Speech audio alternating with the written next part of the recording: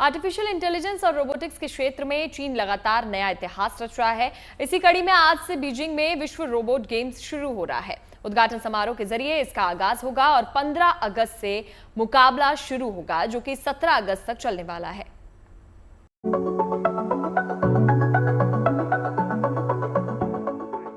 तैयारी पूरी है, सारी व्यवस्थाएं चुस्त दुरुस्त कर ली गई हैं।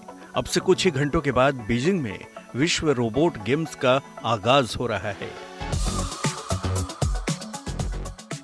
उद्घाटन समारोह खास होगा। इसमें रोबोट स्ट्रीट डांस और ओपेरा परफॉर्मेंस भी देखने को मिलेगी। उद्घाटन समारोह के बाद असली मुकाबले शुरू होंगे।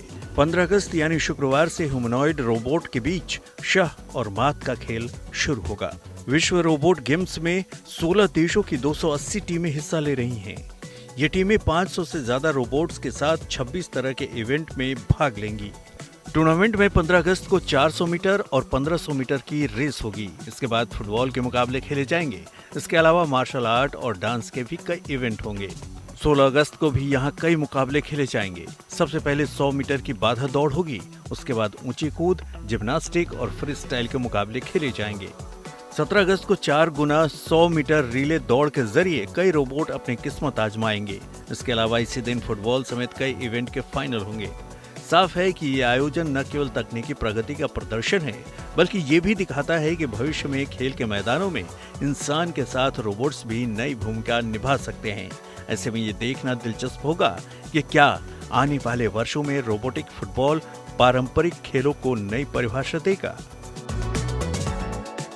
Bureau report, good news today.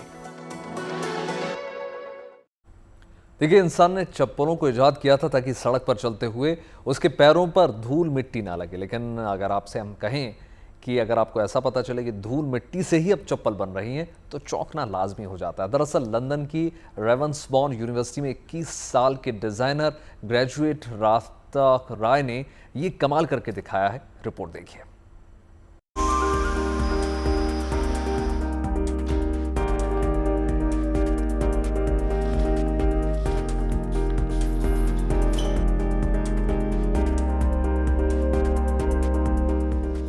धूल मिट्टी से बनी चप्पल, ये देखकर चौंकना लाजमी है। लेकिन ये मुमकिन हुआ है, एक शख्स ने अपने जिद और जुनून से ऐसा करके कामयाबी की तरफ अपना पहला कदम बढ़ा दिया है।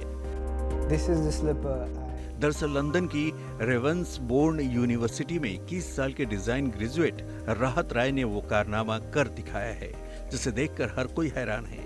राहत राय ने घर में मौजूद धूल से ये चप्पलें तैयार की हैं।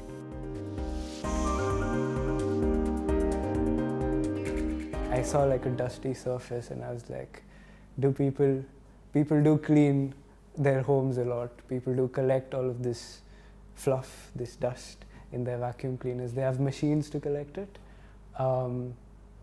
but it's just tossed without a second thought. Like, is there more to it? Can there be more to it? So it was sort of a risky decision, sort of going in the dark. राहत राय ने अपने इस project को done and dusted नाम दिया है। राहत का ये प्रोजेक्ट वैक्यूम क्लीनर से निकली धूल से ऊन जैसा मटेरियल तैयार कर देता है। इस तरह वो हर रोज घर से निकलने वाली धूल को रिसाइकल करते हैं।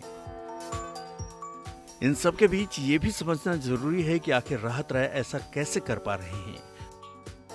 दरअसल वो सबसे पहले धूल से ऐसे मोटे कंकड़ निकाल लेते हैं जो धूल का हिस्सा नहीं होते। इसके बाद वो बची हुई असली धूल को चपटा करते हैं और उसको गर्म करते हैं, ताकि उससे बैक्टीरिया और दूसरी अशुद्धियां निकाली जा सके। इसके बाद उस धूल से एक फैब्रिक तैयार हो जाता है, जिसे सिल्कर या लैटेक्स के जरिए मजबूत और टिकाऊ चप्पलों में तब्दील कर दिया जाता है। I feel like this could be in the future a strong replacement to people buying slippers made out of other materials. So in a way it extends the life of this waste that is collected, gives it a new life, turns it into a product. राय ने फिलहाल जो prototype तैयार किया है वो रोजाना पहनने के काबिल नहीं है, लेकिन ये कहना गलत नहीं होगा कि एक शुरुआत जरूर हो चुकी है। उनका ये प्रोटोटाइप कचरे को एक संसाधन के तौर पर देखता है। इसलिए ये फैशन में बढ़ते इको फ्रेंडली प्रोडक्ट्स के चलन के लिहाज से एक अच्छा प्रोडक्ट हो सकता है। पर रिपोर्ट गुड न्यूज टुडे।